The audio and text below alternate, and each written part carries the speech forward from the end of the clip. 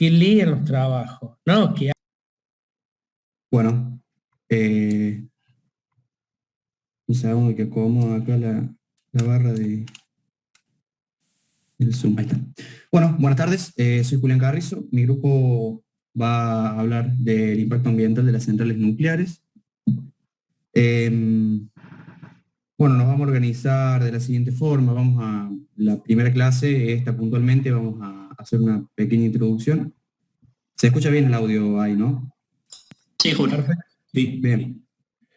Bueno, vamos a hacer una pequeña introducción, a recordar un par de conceptos que ya todos sabemos bastante bien, y después de eso ya nos vamos a adentrar un poco más en lo puntual de la cátedra, que es plenamente el impacto ambiental, tanto del funcionamiento como de los residuos, y bueno, relatar algún que otro accidente histórico, de los cuales también ya todos conocemos. Bueno, comenzando. Julián, una Sí, consulta, disculpa que te interrumpa. Volviste a la sí. primera.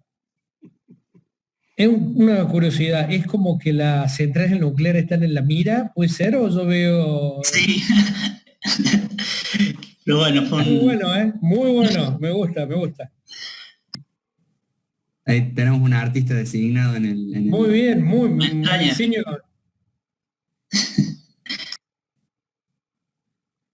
Bueno, arrancando un poco con esta introducción, si bien a esta altura ya todos tenemos un concepto bastante claro de lo que son las centrales nucleares, su funcionamiento y sus particularidades, vamos a hacer un breve repaso de algunos conceptos a modo de refrescar un poco la memoria de, bueno, los principios básicos, digamos, de la central nuclear.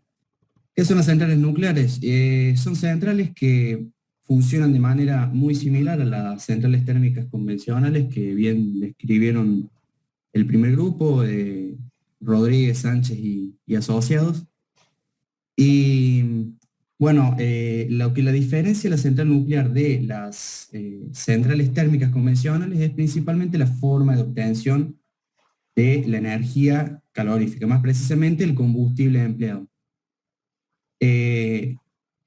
A diferencia de las centrales térmicas convencionales, nosotros no usamos hidrocarburos, sino que usamos combustible fisionable, es decir, en pocas palabras, uranio, que es material radioactivo que mediante procesos de fisión podemos obtener mucha energía calórica.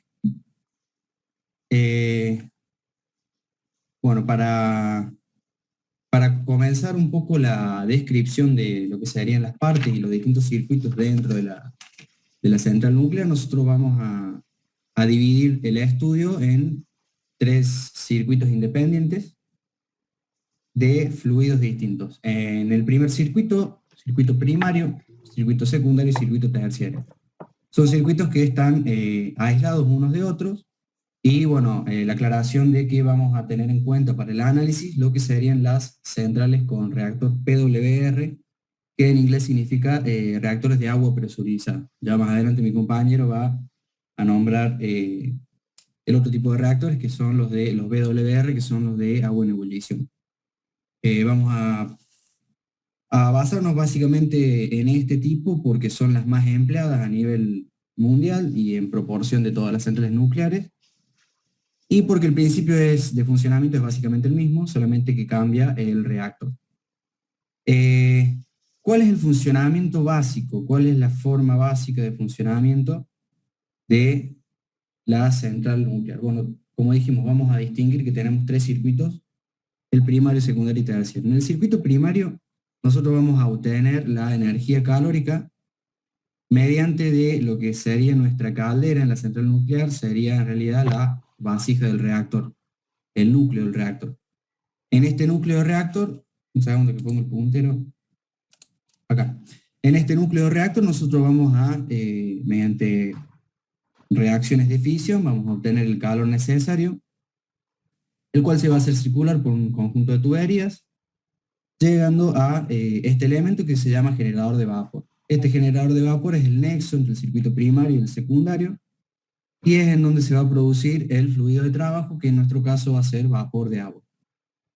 Una vez pasado por aquí, este fluido primario va a volver al a la vasija del reactor cumpliendo un ciclo. Cabe destacar que en ningún momento se tocan el fluido primario con el fluido secundario por la simple cuestión de que el fluido primario es radioactivo por estar en contacto directo con las pastillas de combustible. Luego de esto, bueno, vamos a tener un circuito secundario, el cual también está, bueno, es un circuito, en este caso, bueno, en el circuito primario el fluido puede ser agua pesada, mientras que en el circuito secundario ya es simplemente agua, agua que una vez pasada por el generador de vapor, se genera vapor, obviamente, y pasa por la turbina, convirtiendo la energía térmica del vapor y la presión en energía mecánica de rotación en el eje de la turbina, el cual después, bueno, va a activar el generador, como ya sabemos, y mediante las líneas de transmisión, interconectarse al sistema interconector, en este caso argentino.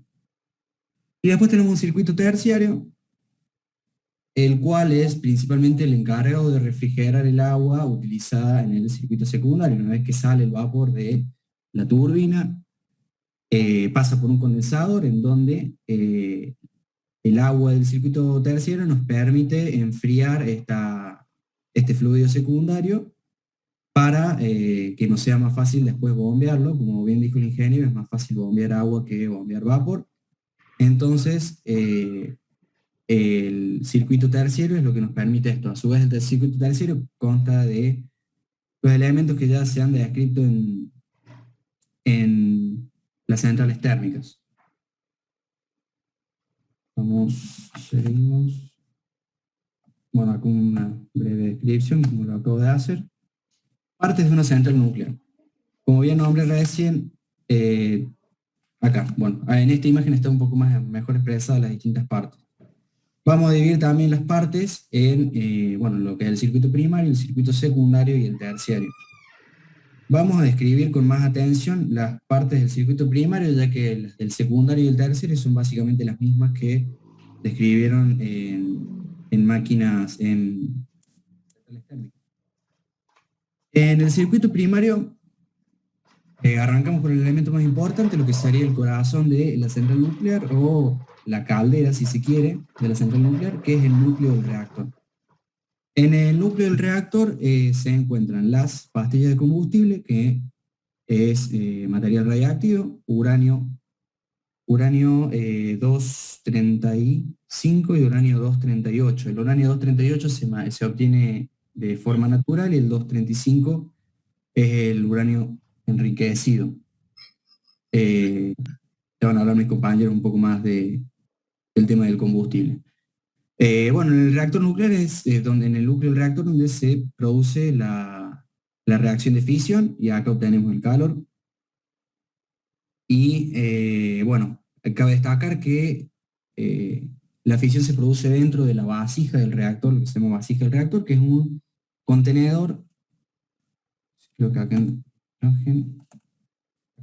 un contenedor donde, bueno, como vemos, tenemos acá insertadas las barras de combustible. Entre las barras de combustible y las barras de moderador, que ya vamos a ver qué son.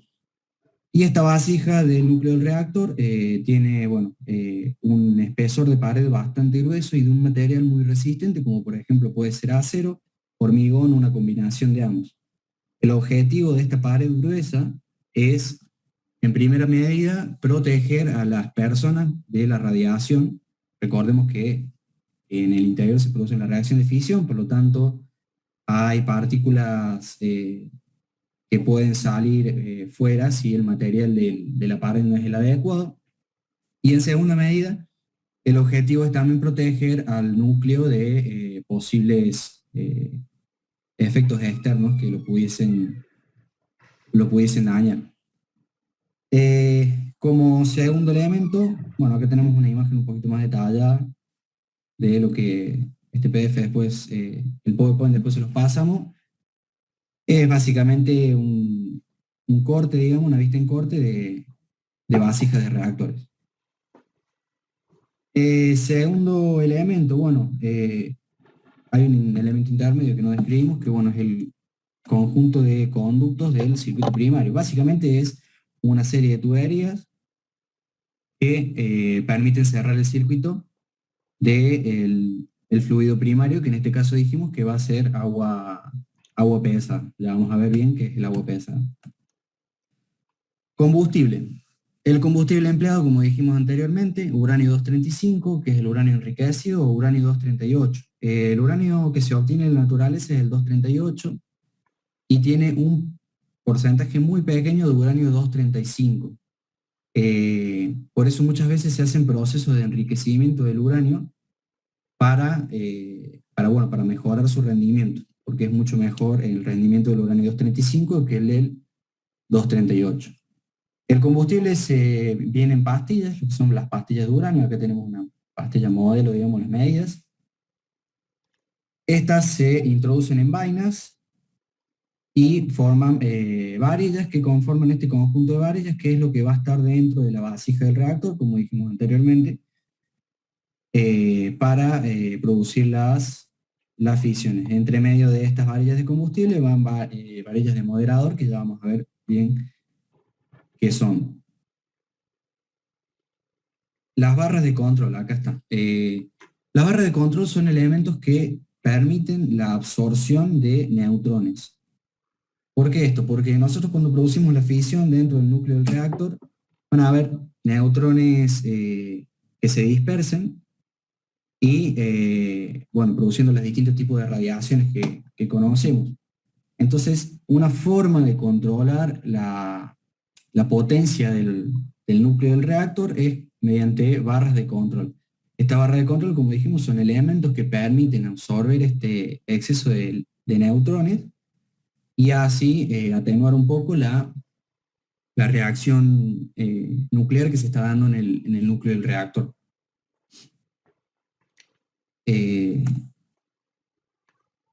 Bien, moderador. El moderador es un elemento que nos va a permitir a nosotros también controlar en cierta forma la reacción en el núcleo del reactor. Es básicamente, nosotros cuando producimos las reacciones de fisión, vamos a tener neutrones con mucha energía cinética. En algunos casos es tal esa energía cinética que no permite que se siga dando esta reacción de fisión en cadena. Por lo tanto, es necesario introducir un moderador, que es un elemento que básicamente baja un poco la energía cinética de estos neutrones para que se pueda seguir produciendo adecuadamente la reacción de fisión en cadena. El moderador que se usa es el mismo que nosotros usamos, el mismo refrigerante en sí, que es agua pesada. El agua pesada es básicamente H2O, pero que en su molécula de hidrógeno no es hidrógeno como es en el agua, sino que es deuterio, es el isótopo del hidrógeno. La particularidad de este moderador, digamos, es que, bueno, tiene propiedades refrigerantes muy buenas y sirve como moderador y además tiene particularidades anticorrosivas, lo que nos impide el deterioro de las tuberías por donde circula este fluido primario. Como dijimos, el refrigerante es esta propia agua pesada. Su función es principalmente absorber el calor producido en el núcleo del reactor y distribuirlo para luego intercambiar este calor en el generador de vapor. Reflector. Reflector es una capa de elemento que nosotros ponemos en las paredes internas del núcleo de la vasija del reactor. ¿Por qué? Porque nosotros cuando producimos las reacciones de fisión vamos a tener neutrones que no podamos controlar y salgan disparados hacia las paredes de la vasija.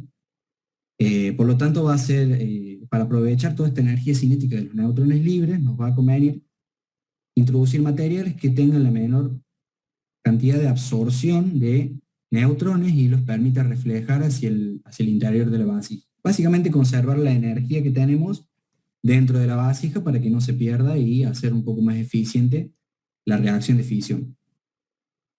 Blindaje. Cuando hablamos del blindaje estamos hablando tanto del edificio exterior donde se contiene el núcleo del reactor como del blindaje mismo del núcleo del reactor.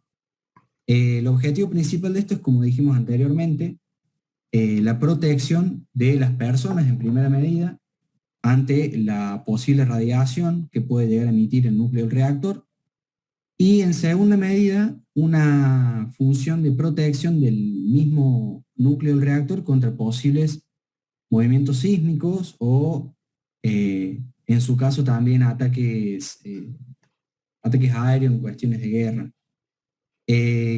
Vamos a ver que, bueno, hay una historia detrás de esto que es el accidente en Fukushima, donde por un terremoto y un tsunami, bueno, hubo una avería de una central grande y, bueno, en base a eso principalmente es que este blindaje se hace para proteger este núcleo de reactor, para evitar fugas de todo este material radioactivo que dijimos que es muy dañino para la salud de las personas.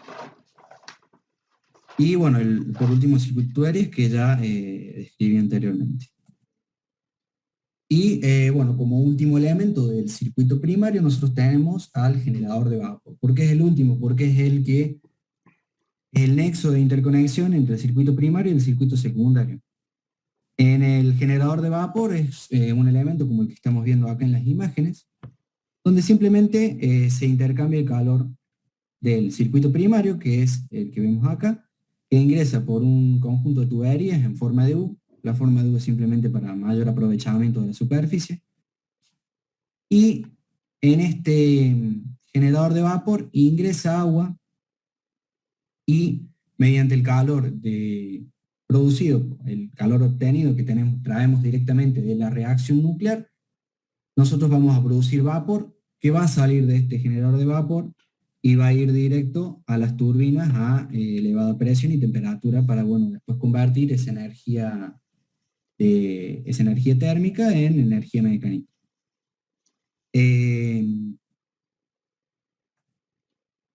Bueno, los elementos del circuito secundario, como dijimos, no vamos a ahondar mucho en esto porque ya son básicamente los mismos que se han visto para centrales térmicas, pero tenemos una sala de máquinas donde se va a encontrar la turbina.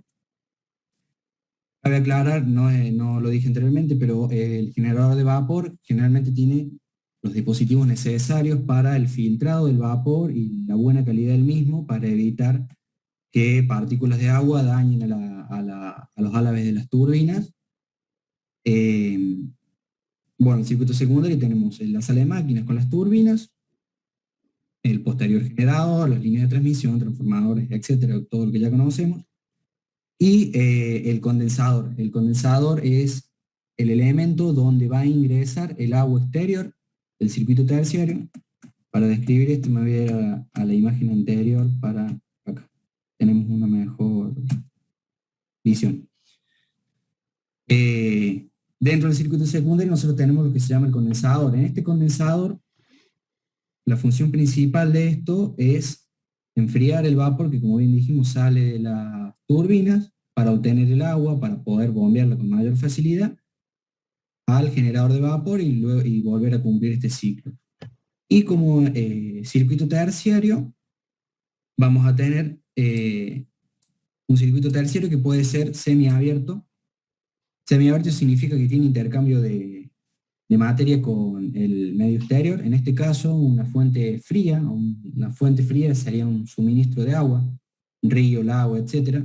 Donde nosotros tomemos agua para enfriar esta agua que sale este vapor que sale de la turbina.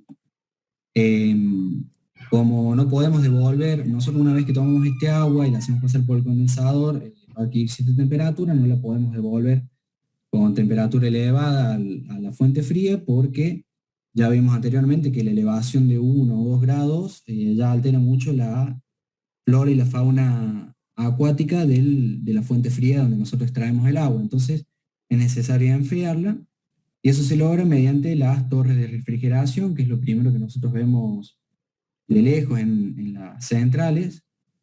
Y bueno, con todas las características que ya habrá nombrado muy bien el grupo de centrales térmicas. Creo que esto le tocaba a Sánchez, si no me equivoco. Una parte de este fluido el fluido que nosotros traemos a las torres de refrigeración se va a evaporar. Esa es la parte que nosotros vamos a volver a absorber del río. El resto sigue en un circuito cerrado. Bueno, esto como descripción básica y como ayuda de memoria de lo que era el funcionamiento de la central nuclear y de los conceptos básicos. Ahora va a seguir mi compañero con el ciclo de vida. Mati, no sé si querés compartir directamente vos, así tenés el puntero y eso. Dale. Bien, bien.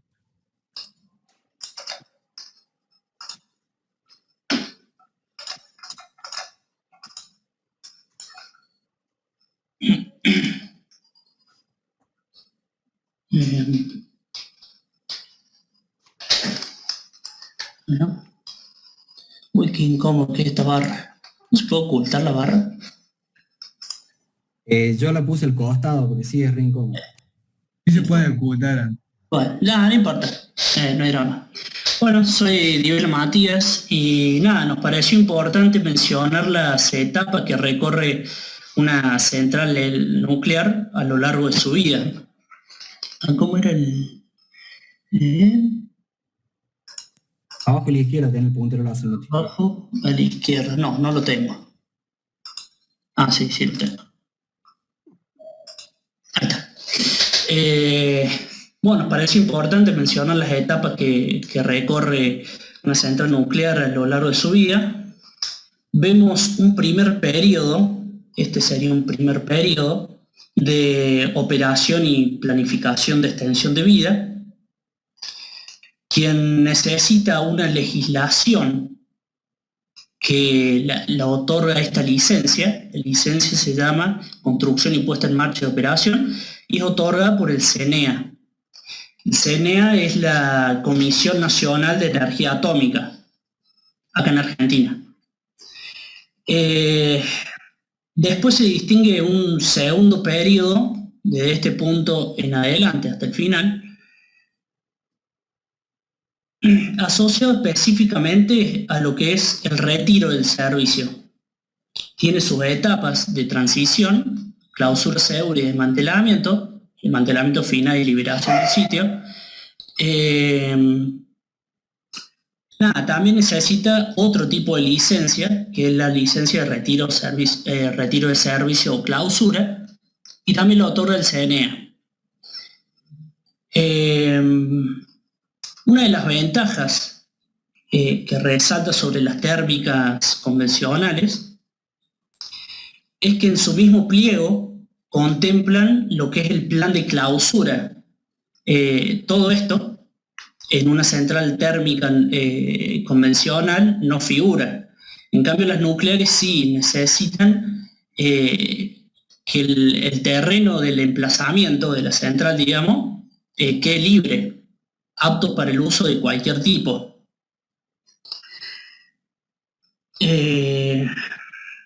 Bueno, creo que...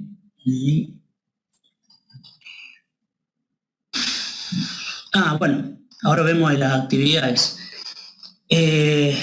Durante la etapa de operación, una de las actividades que se llevan a cabo son las de provisión de fondos para amortizar todos estos gastos que vamos a obtener al futuro. La planificación estratégica,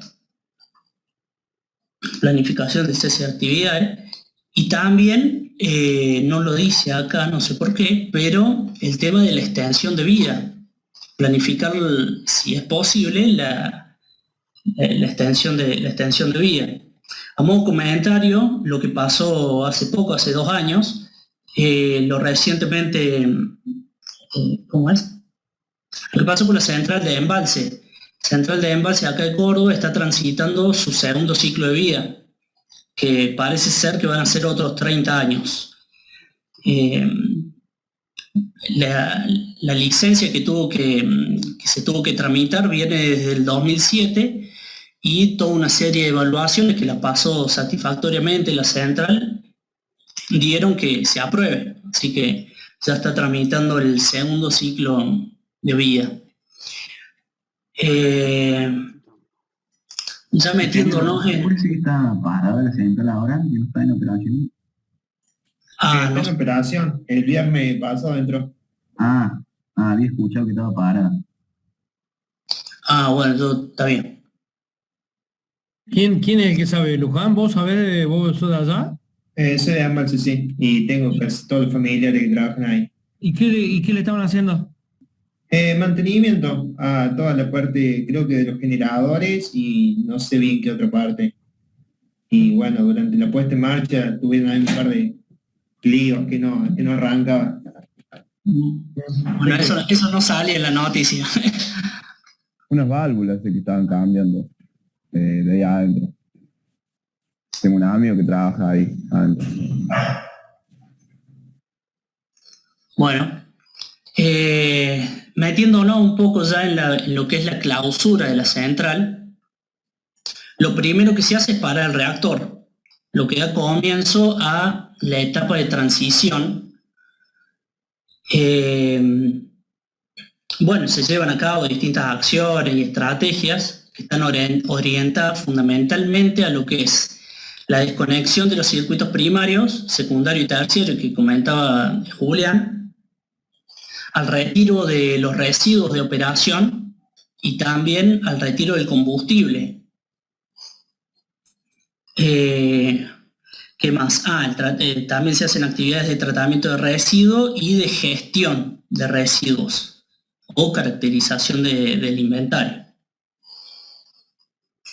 Bueno, no sé si lo dije, pero por dudas, durante la transición se debe autorizar la licencia de retiro de servicio. También la otorga la CNEA.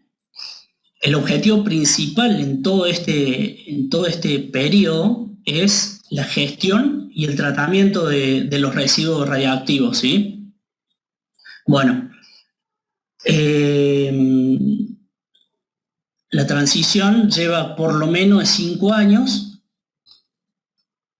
La clausura segura tiene por lo menos 30 años de duración, pero bueno, puede variar en función de la evolución de residuos y como es tan largo el tiempo, necesita un control y vigilancia, ¿sí? Acá voy a hacer un paréntesis porque la autoridad que se encargue de este trabajo debe proveer los medios para la protección física, pues ante robos o el ingreso de personas ajenas a la instalación, porque bueno, puede generar problemas graves radiológicos. De igual modo no es tan local o territorial el tema del control. Existen convenios y supervisiones internacionales que son las llamadas salvaguardias, que consisten en dar garantías de que los materiales nucleares, o sea, entendiendo por esto tanto lo que es combustible como residuo, porque los residuos también se pueden reprocesar y obtener, también se pueden obtener plutonio y uranio 235 con los mismos residuos, ¿no es cierto?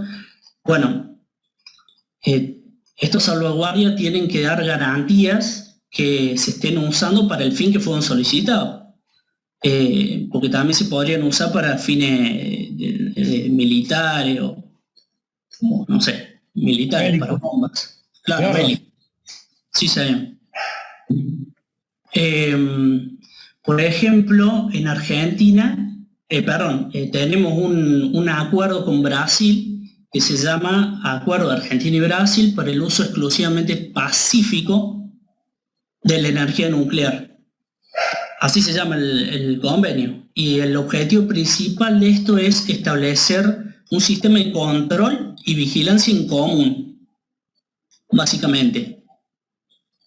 Y bueno, y después tenemos el desmantelamiento final y liberación del sitio, que consiste en el desmontaje de la ingeniería, todo lo que es demolición de estructuras y demás, y el tratamiento de residuos, que también hasta el final se tienen que tratar todos los residuos. Esto ya se va a ver más en la tercera clase, pero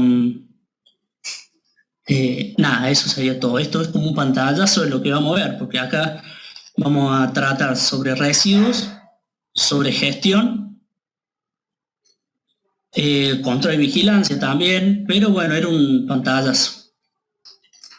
Bueno, Un comentario ahí, volvete por favor a la parte ahí que hablábamos de control y vigilancia, es importantísimo eso, sí, porque se puede prestar a cualquier tipo de atentado o algún tipo de conflicto entre países, o sea, es un tema delicado, ¿por qué? Porque siempre puede haber alguna persona que quiera cometer alguna locura, ¿sí? Que quiere cometer alguna locura. Eh, por eso, entre países es como una norma internacional de que no se atacan las centrales nucleares.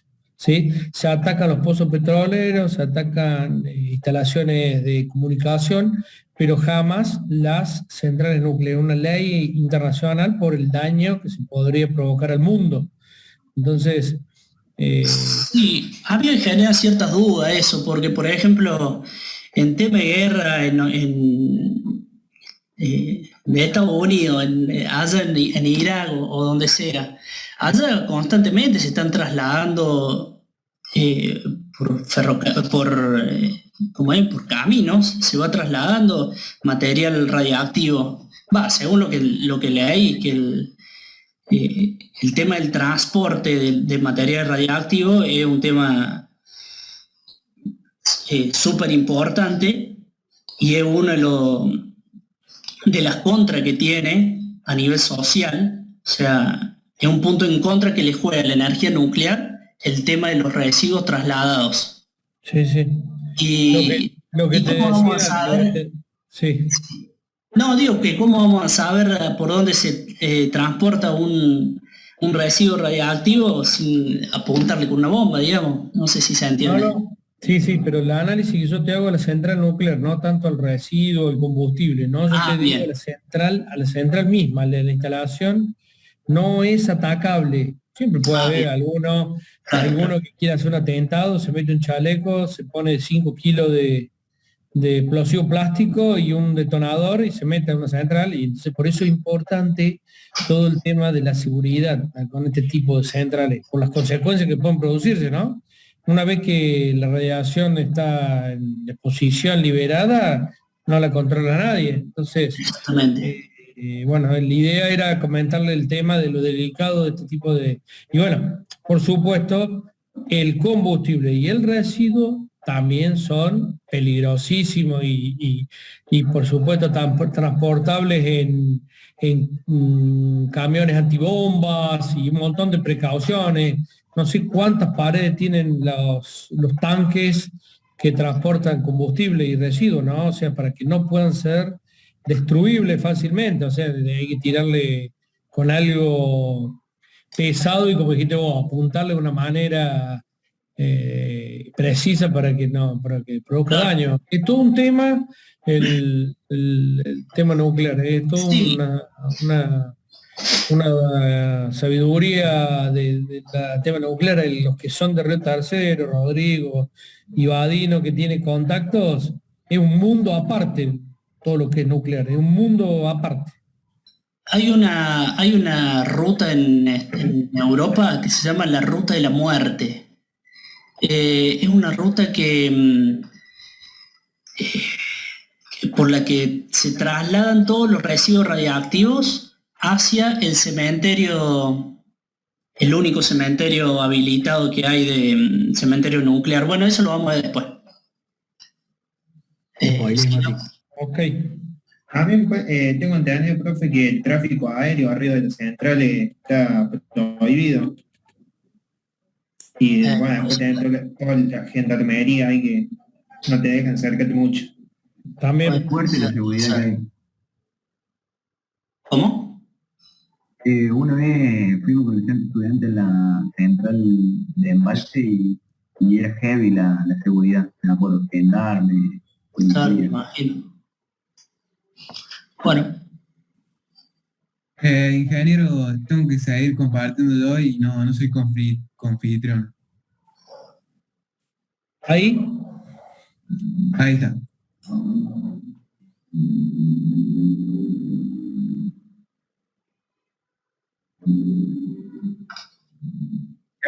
Bueno, con respecto al tema que venimos hablando del transporte, en la segunda clase, cuando hablemos del impacto ambiental en la extracción, en la fase de construcción, también vamos a hablar del impacto ambiental en la fase de transporte, que los residuos son transportados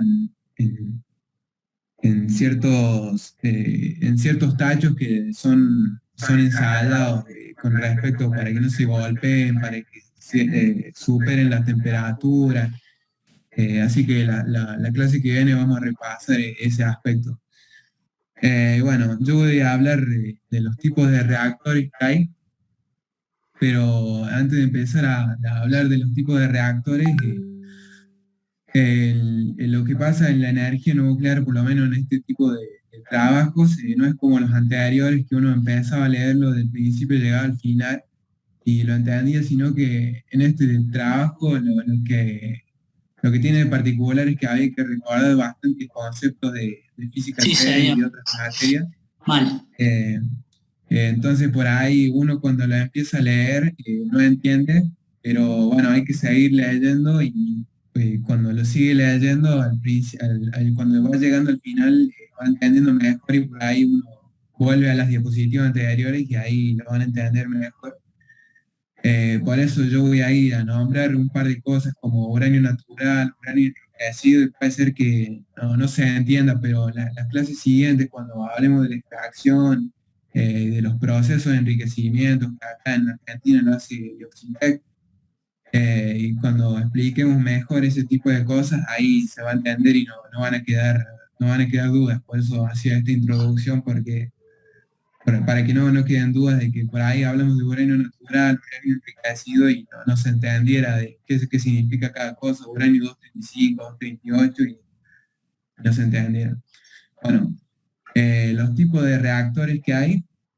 Antes de hablar de los tipos de reactores, vamos a hablar de la clasificación de los tipos de reactores. Por un lado tenemos, de acuerdo a la velocidad de los neutrones en la fisión, que bueno, la fisión también es un concepto que vamos a ver ahora en esta clase, pero en las siguientes diapositivas. De acuerdo a la velocidad de los neutrones, pueden ser rápidos o lentos. Los lentos se denominan térmicos más bien. Para generar energía eléctrica, estos son los más utilizados, térmicos.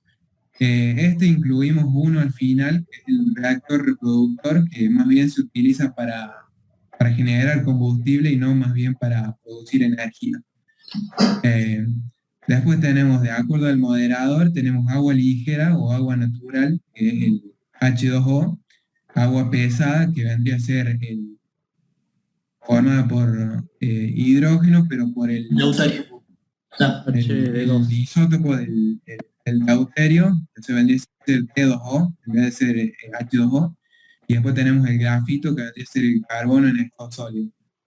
De acuerdo al refrigerante, puede ser agua ligera, agua pesada, como lo mencioné anteriormente, pueden ser gases, que el que mencionamos nosotros es dióxido de carbono, y también pueden ser otros tipos como lo son helio. Los más utilizados en el mundo son de agua ligera, agua pesada, y también puede compartirse, o sea, el refrigerante puede ser moderador o puede ser aparte. El moderador no puede ser el refrigerante, pueden ser dos sustancias aparte. Y bueno, de acuerdo al combustible puede ser uranio natural, de acuerdo a cómo lo encontramos en la naturaleza. El uranio que lo encontramos en la naturaleza está formado por los dos isótopos principalmente. El uranio que se llama 238 y el 235.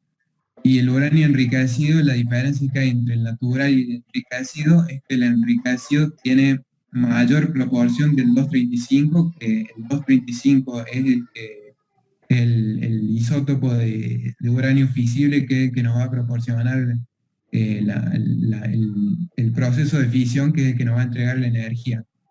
Y bueno, otro tipo de combustibles son plutonio o otros que son artificiales.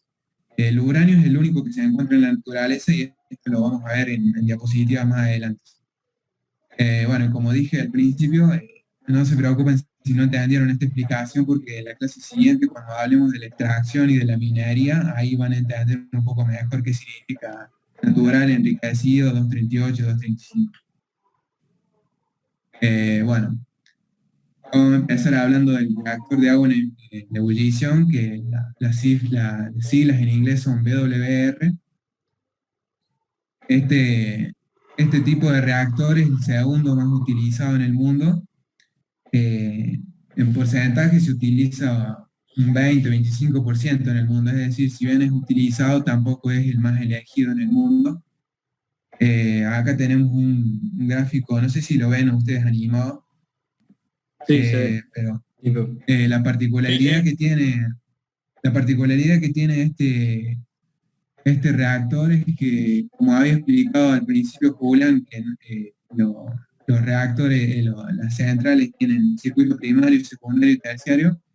Este no tiene circuito secundario, solamente tiene circuito primario, no tiene secundario, es decir, combina el primario con el secundario.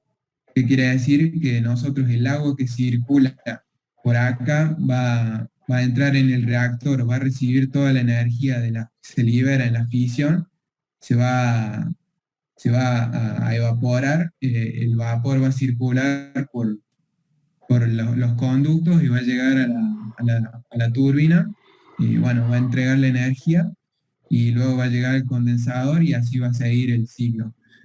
Lo que tiene esta particularidad es que no tiene generador de vapor, digamos, o sea, el vapor se genera en el mismo reactor, por lo tanto el costo es mucho menor. Acá un poco las características que tiene el reactor que utiliza uranio enriquecido, es decir, no como se lo encuentra en la naturaleza, sino que necesita un proceso de enriquecimiento. El uranio enriquecido, la particularidad que tiene con respecto al natural es que entrega mayor cantidad de energía. El moderador y el refrigerante es el mismo, que es el agua que está circulando por acá, agua natural. Dentro de las próximas 3 diapositivas voy a explicar por qué se utiliza uranio enriquecido y por qué el agua es ligera, o sea, por qué se da esta combinación de uranio enriquecido y agua ligera. La presión que tiene adentro del reactor es de 70 atmósferas, que si bien es bastante, los siguientes reactores que son los más utilizados llevan presiones mucho más altas, por lo tanto, este lleva una presión relativa baja, por lo que a comparación de los otros, la vida útil de en comparación a los otros es un poco mayor que los otros. Al tener una presión un poco menor y trabajar con el vapor directamente acá, es decir, tener solamente el circuito primario y no tener un circuito secundario, es decir, el vapor se genera en el mismo reactor, el volumen de la vasija va a ser mucho mayor, por lo tanto, esta es una desventaja de este tipo de reactor. Pasamos al siguiente, que es el reactor de agua a presión. Este sí es el más utilizado en el mundo, junto con el siguiente que voy a mencionar, que es de la misma característica, lo único que varía es solamente el combustible y el moderador, que ahí lo voy a explicar. Acá vemos la gran diferencia que hay con el otro, que este sí tiene circuito primario y circuito secundario. En el primario, vamos a ver a primera vista, es el naranja, y el secundario vendría a ser el celeste. En el primario tenemos el agua circula directamente solamente en este circuito que estoy marcando, y en el secundario circula solamente por acá. Es decir, en el primario tenemos presiones mayores, por lo tanto el agua que vendría a ser ligera en este caso, al tener presiones mayores, el agua nunca llega al punto de ebullición, por lo tanto siempre es líquida, y al estar en un circuito primario, llega en contacto con el circuito secundario a través de un intercambiador de calor. Por lo tanto, en este punto, que se vendría a ser el generador de vapor, el agua del circuito secundario absorbe el calor y se transforma, se evapora, y sigue a la turbina, le entrega... Sí. Una cosita que yo me olvidé de decir cuando escribí los circuitos, que el circuito primario junto con el generador de vapor están todos dentro de la estructura de contención. El resto ya puede estar fuera, pero esas que son las partes que tienen radiación son las que se encuentran dentro de la estructura. Claro. Bueno, ahí como decía Julián, una particularidad del PWR es que al tener circuito primario y secundario, solamente el agua ligera del circuito primario va a estar en contacto con el combustible, y por lo tanto solamente el agua del circuito primario va a ser radiactiva. Por lo tanto, esta zona va a ser la que necesita estar bajo protección, que se denomina protección biológica, que vamos a ver la clase siguiente. Bueno, acá están las temperaturas, que son 250 grados y 300 grados, la temperatura con la que se maneja. Bueno, acá dice el intercambio de calor entre el circuito primario y secundario debe hacerse sin que el agua se mezcle. Esto es por lo que dije recién, ya que el agua del circuito primario está en contacto con el combustible. Bueno, acá tenemos el reactor de agua pesada, que es el PHWR. El principio de funcionamiento es el mismo que el anterior. Lo que varía acá es que se utiliza uranio natural y el moderador y el refrigerante es agua pesada. ¿Esto por qué se dio así? Porque cuando recién surgió los principios de energía nuclear en el siglo pasado, el uranio que está en la naturaleza, se denomina uranio natural, contiene un 0,7% de uranio que es útil, va a ser el uranio 235. Y los primeros países que lograron la tecnología de enriquecimiento fueron Estados Unidos y los amigos de la Unión Soviética, y ellos no quisieron compartir los conocimientos con el resto del mundo. Por lo tanto, el resto del mundo, en principal los países que se quisieron desarrollar, como por ejemplo Canadá, Francia, que se quisieron desarrollar en energía nuclear, tuvieron que buscarse la manera de desarrollarse sin arreglándoselas con el uranio natural. Por lo tanto, una manera para utilizar el uranio natural fue utilizando agua pesada, porque la característica que tiene el agua pesada es aprovechar ese porcentaje menor que tiene el uranio natural para no disminuir su rendimiento. La desventaja que tiene el agua pesada es que es muchísimo más cara que el agua ligera. El agua ligera vendría a ser agua común, que es H2O. El agua pesada es deuterio, que es que tiene un protón y un neutrón. Bueno, entonces, pero si bien es más cara el agua pesada que el agua ligera, y se compensa con el precio que resulta más caro del proceso de enriquecimiento del uranio. Y bueno, el proceso de funcionamiento de PHWR con el respecto a PWR es exactamente el mismo. La única diferencia que hay es que el moderador y el refrigerante, si bien son agua pesada, acá como se ve en el gráfico, no son el mismo, no son iguales. El agua pesada el moderador se encuentra en esta vasija que se denomina calandria, y el refrigerante circula por los tubos de circulación de una manera aparte. Después, el principio de funcionamiento es el mismo. Los reactores en Argentina y los primeros reactores que fueron en el resto del mundo, que no eran en Estados Unidos y en la Unión Soviética, fueron de este tipo. Por lo tanto, la de Envals y lo de Atucha 1 y Atucha 2 son de este tipo. Si bien en internet uno cuando busca le aparece que se denominan reactores CANDU, las siglas que significa CANDU vendría a ser la marca del reactor, pero el principio de funcionamiento es PHWR.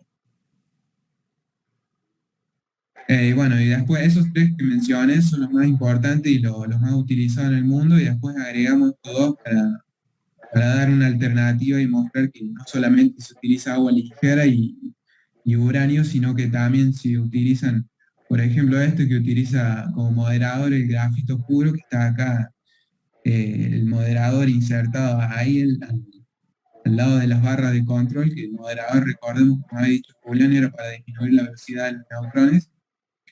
El refrigerante que utiliza este, a diferencia del anterior que se utiliza agua ligera o agua pesada, se utiliza dióxido de carbono, que siempre es en estado gaseoso. La particularidad que tiene este es que podemos aumentar la temperatura mucho más alta que los anteriores, sin aumentar tanto la presión.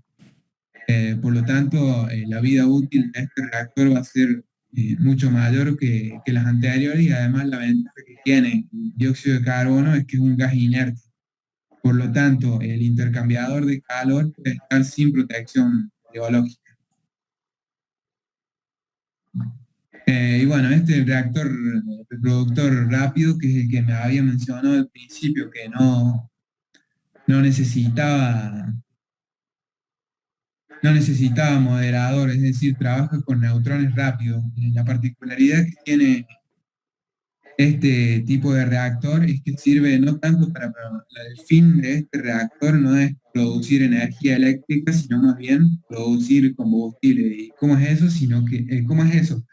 Sino que lo que se trata de esto es que el uranio 238, que no sirve como combustible porque no es un elemento fisionable, lo que se hace es el uranio 235, al ser fisionado, al no poseer moderador, los neutrones van a una velocidad muy rápida, por lo tanto la fisión no es muy eficiente, entonces no se obtiene gran energía. Pero los neutrones, al ir a una velocidad muy rápida, son absorbidos por el uranio 238, y al absorber el uranio 238 se pasa a formar plutonio 239, y el plutonio 239 es otro elemento que es fisionable. Por lo tanto, este reactor nos entrega energía a muy bajas cantidades, pero además produce plutonio 239, que también es otro elemento combustible. El refrigerante que utiliza este reactor utiliza mercurio, plomo, y esto que es una aleación de sodio y potasio. Lo pusimos como para demostrar que existía este tipo de reactores, pero no hay muchos en el mundo. Y bueno, ahora no sé si se quedó muy claro esto, pero ahora vamos a hablar de la fisión nuclear, para que queden más claros los conceptos que venimos hablando de la fisión, del uranio 235, del uranio 238, liberación de energía, y todo esto, así que va a continuar hablando mi compañero. Bueno, buenas tardes. Yo voy a hablar de la fisión nuclear. Bueno, antes de definir qué es la fisión nuclear, primero se debe tener en cuenta que el núcleo de un átomo está formado por protones y neutrones, ¿no? Estos protones y neutrones se encuentran sometidos a dos fuerzas. Una es la fuerza electromagnética de repulsión, debido a que, bueno, los protones son los que poseen cargas positivas y se repelen entre sí, y a una fuerza mucho mayor, que es la fuerza nuclear, que es la que mantiene unido el núcleo. Bueno, entonces también se debe tener en cuenta que para que un núcleo sea inestable debe tener una mayor cantidad de protones. ¿Por qué? Porque se aumenta la fuerza de repulsión, de repelión. Entonces, bueno, ahora sí pasamos a definir qué es lo que sería la fisión nuclear. La fisión nuclear sería bombardear a un núcleo inestable y con un solo neutrón, y da como producto, como resultado, dos núcleos de átomos de masa menor, como indica mi compañero, produce 2 o 3 neutrones, esto es aleatoriamente, y además se libera energía en forma de calor. Esta energía, que se puede calcular como la masa por la velocidad de la luz al cuadrado. Esta masa sería la diferencia entre la masa del reactivo, o sea, la masa original, menos la suma de las dos masas de los productos, que generalmente también se la puede acordarse como que es el 0,1% de la masa original, o sea, del uranio 235 en este caso. Para los reactores nucleares, o sea, para las centrales nucleares, nosotros usamos uranio como combustible, el uranio 235 y 238. Bueno, el que produce fisión es el uranio 235, que es un isótopo del elemento uranio, ¿no? Bueno, esta producción, esta liberación de energía es aproximadamente de 200 megaelectrovolt y bueno, electronvolt. Bueno, y después también hay otro proceso de reacción nuclear que es el de la fusión nuclear, que es opuesto a la fisión, o sea, se combinan dos elementos de masa liviana para formar un elemento de masa mayor que también produce un neutrón y se libera energía. Esta energía se calcula de la misma forma que para la fisión nuclear. La diferencia es que la fusión nuclear, a pesar de que no produce residuos,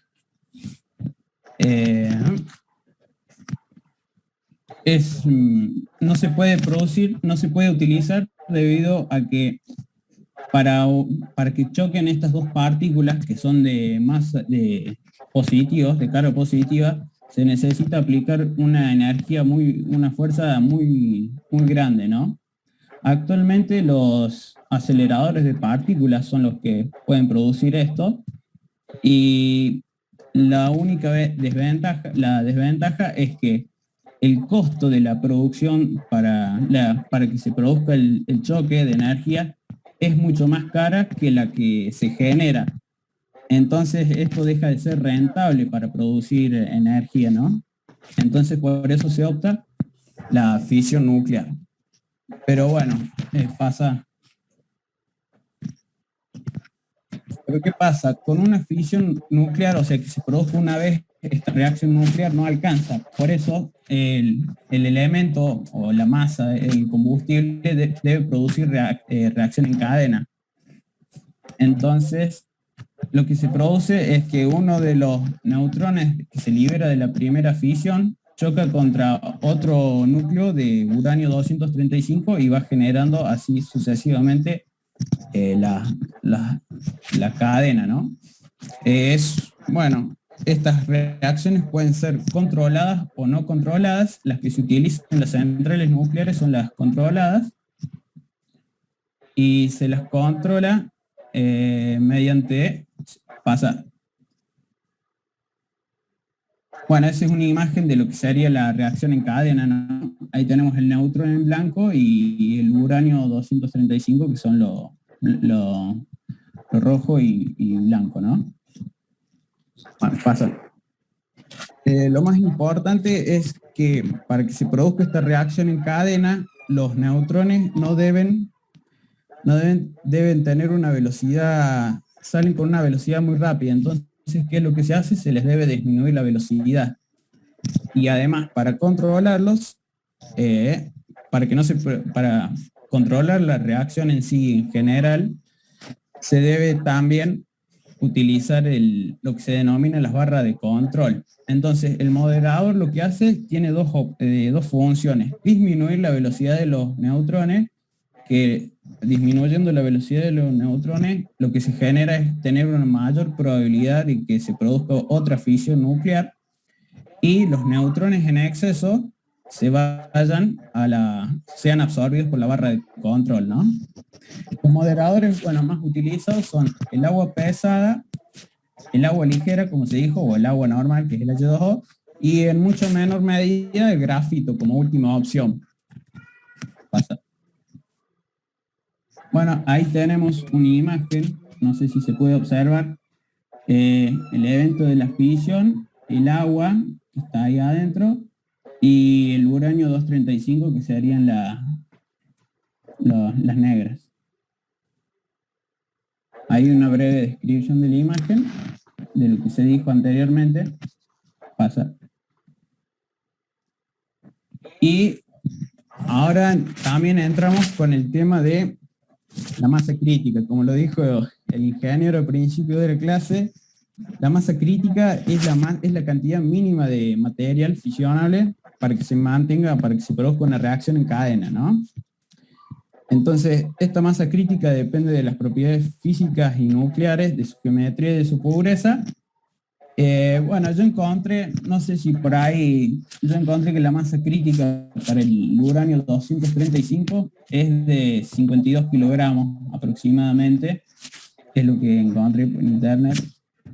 Y bueno, lo importante acá es que si lo chequeamos, lo chequeamos sobre todo los que tienen contacto con embalse. Bueno, lo más importante acá es, si uno tiene más neutrones que masa crítica, lo que se produce es una reacción en cadena no controlada, que lo que genera después son graves accidentes, ¿no? Entonces, y bueno, si se tiene menor cantidad de neutrones que masa crítica, el proceso de fisión se termina ahí y no se sigue practicando, ¿no? No se sigue produciendo. Bueno, pasa. Y por último, bueno, llegamos a los isótopos fisionables, que el isótopo, dentro de un elemento existen varios isótopos. Estos isótopos son los mismos átomos, nada más que tienen la misma cantidad de protones, pero distintos neutrones, ¿no? Entonces, bueno, toda esta cantidad, los que se muestran en tabla o en la imagen, el uranio, el neptunio, el plutonio, el americio y el curio, todos esos son fisionables. Pero del único ahí, el más importante es el uranio. ¿Por qué? Porque el uranio es el que se encuentra en la naturaleza, ¿no? El uranio con los isótopos, en realidad sería el uranio isótopo 238 y 235, ¿no? Que se encuentran en la naturaleza como un mineral. Ahora bien, el más importante ahí es el uranio 235. Bueno, dentro de la roca, o sea, dentro del mineral en sí, el 99,3% es uranio 238 y el restante, el 0,7%, es uranio 235. Entonces, por eso se necesita enriquecerlo muchas veces al uranio 235. ¿Para qué? Para que tener mayor cantidad de combustible y que se produzca mayor fisión, ¿no? Que eso es un poco lo que se va a explicar la clase que viene. Y bueno, después también el plutonio 239 también se utiliza como elemento combustible, que el plutonio 239 sería cuando el uranio 238 absorbe un neutrón y pasa a ser plutonio 239. Bueno, nosotros en las centrales, bueno, como se dijo anteriormente, se usa el uranio 235, ¿no? Como combustible para que se produzca la fisión. Sí, te quería agregar una cosa, Diego. Si bien lo dijiste que el tema de la fusión no genera residuos, esto está porque generalmente se emplean elementos atómicos ligeros, que en general es hidrógeno y los isótopos, como el deuterio y el tritio, ¿cierto? Sí, exactamente. Lo dijiste, pero lo quería volver a repetir, y estos isótopos abundan en el mar. Y bueno, además la fusión nuclear supera la cantidad de energía obtenida con la fisión, ¿cierto? Pero bueno, es inestable y demás. todavía está en estudio. Nada, quería acotar eso nomás como para terminar. Bueno, nada, eso. Bueno, ya estaríamos, falta un minutito, ingeniero. Bien, bien. Está muy bien, me gustó la presentación, cómo la encararon. Muy bien, la temática es la parte, no digamos aburrida, una frase armada, pero es la parte básica para poder seguir con todo el tema y cerrar el tema como me lo plantearon, lo necesario. Un consejo que muchos de ustedes lo llevan y el que no lo tengan en cuenta, es muy bien, es muy bien y es muy útil que cuando ustedes hablan y presenten las presentaciones, modulen las palabras, sean adecuados, pausados para hablar, un poco de oratoria, eso ya después ustedes cuando puedan hacer cursos, pronuncien las S, pronuncien las Rs, pronuncien las letras y modulen, eso les va a hacer bien y les va a dar presentación y les va a abrir puertas. Esto es extra cátedra. Es muy útil. Yo nunca le di bola y últimamente me tuve que poner a darle bola a cómo pronunciar, a cómo modular, porque nunca antes nadie me lo dijo. Yo soy sincero, nunca me lo dijeron en la facultad. Y es importante, es como se escriben ustedes ante otras personas. Eso habla muy bien de ustedes. Es una impresión. Después cada uno sabe, se conoce, el tiempo dice quién es quién. Pero como presentación y sobre todo cuando expongan, es importante, los profesores ven que se dedican, que se esmeran, que le meten carita, que le meten mano, que le meten... Eso es muy bueno en la oratoria. Un consejo extra. Así que, bueno, cuídense del COVID y buen fin de semana y nos vemos. Bueno, muchas gracias. Nos vemos. Muchas gracias. Nos vemos, ingeniero.